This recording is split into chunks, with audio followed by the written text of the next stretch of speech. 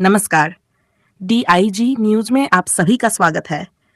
चंद्रपुर की सबसे बड़ी बात, पालक मंत्री को नहीं ले जाया गया रेती तस्करी की जगह पर।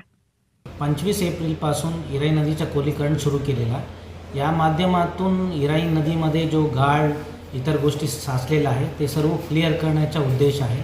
हा इराई नदीच्या खोलीकरणामुळे नदीच्या प्रवाहाच्या क्षमता वाढेल आणि चंद्रपूर शहरात जो येणारा नियमित पूर आहे ते कमी होतील, हा एक हेतू आहे। आणि दुसऱ्या बाजूने जो गाळ निघणार आहे ते सुपीक गाळ शेतकऱ्यांच्या शेतीमध्ये जाईल आणि त्यांना त्यांच्या पिकामध्ये मदत होईल। अब समाचार विस्तार से। चंद्रपुर जिले में चल रहे अवैध खनन और रेत माफियाओं को बचाने में अब तो सरकारी कर्मचारी भी लगे हुए हैं।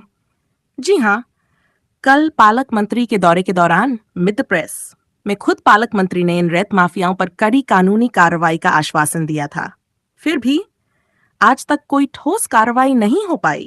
करना पड़ेगा कि काफ़ी दिनों से यहाँ पे जो WCL की एक्टिविटीज़ यहाँ पे हुई है, नदी का जो जो जो बेसिन जो है उसके अंदर मिट्टी आ गई है, क्योंकि ओवरबर्डन डम जो है उसकी मिट्टी बह के नदी के पात्र में आ गई है। उसको हमको रिमूव करना पड़ेगा, उसको निकालना पड़ेगा। तो वो काम भी हाथ में ले रहे। हो सकता है काफ़ी दिन लगेंगे, इस साल होता है कि नहीं पता नहीं, लेकिन 40 दिन का समय जो है काफ़ी बड़ा समय है। एक पूरी मशीनरी अगर हाथ में लगाते तो वो इराई नदी की पूरी स्ट्रीम लाइन जो है उसको वो क्लियर कर सकते हैं। तो इस काम के लिए मैं शुक्रिया अदा करता हूँ प्रशासन। इसमें नदी की जो जियोमॉर्फोलॉजी है वो बदलने का प्रयास कर रहे हैं तस्कर काफ़ी दिनों से। अभी तो बड़े बड़े ट्रक घुस सकते, वहाँ पे हाईवा घुस सकता है। इतने बड़े बड़े रोड जो है वो रोड नदी के अंदर कैसे क्या है समझ में नहीं आ रहा है मुझे। यहाँ की जो तहसीलदार जो है वो SDO जो है, जिनकी नज़र होती है, यहाँ का महाराष्ट्र पोल्यूशन बोर्ड जो है, इनकी नज़र उसके ऊपर होना चाहिए। बहुत बड़ी मात्रा में नीचे से बालू जो है वो बालू को निकालना इन लोगों ने चालू कर दिया, और उससे क्या हो रहा है कि भाई नदी की जो जियोमॉर्फोलॉजी है वो पूरी तरह से बदल रही है। जहाँ पानी नहीं जाना चाहिए वहाँ पे वो जा सकता है, खेतों में जा सकता है, वो शहर में पानी आ सकता है। तो इस तरह की चीज़ें वहाँ पे हो रही है। तो मैं दरख्वास्त करूँगा कि भाई इराई नदी बचे रहे, और उसके लिए वहाँ का अतिक्रमण दूर होना चाहिए। वहाँ की जो बालू चोर खोद के लेके जा रहे हैं वो नहीं जाना चाहिए। क्यों? एक तरफ इरी नदी की चौड़ाई और गहराई बढ़ाने का काम चल रहा है, दूसरी ओर उसी इरी नदी परिसर में माना खुली खान क्षेत्र में रेत माफिया खुलेआम JCB और ट्रैक्टरों से पहाड़ की मिट्टी हटाकर अवैध रेती निकाल रहे हैं, और जो मिट्टी है वो नदी में ही फेंकी जा रही है। क्या ये सीधे सीधे पर्यावरण के साथ खिलवाड़ नहीं है? तिसरी गोष्ट अशी आहे सर की इराई नदीच्या पात्राच्या अगदी बाजूला 12-15 फूट खोल नदी खोदून त्यातून रेतीचं उत्खनन केलेलं आहे। त्याच्यावर कोणाचा अंकुशच नाही आहे। जिल्हा प्रशासन नेमकं करत नाही। आज मी वैयक्तिकरित्या त्यासाठी 1 तास ठेवलेलं सर्व एरिया पाहणार आहे।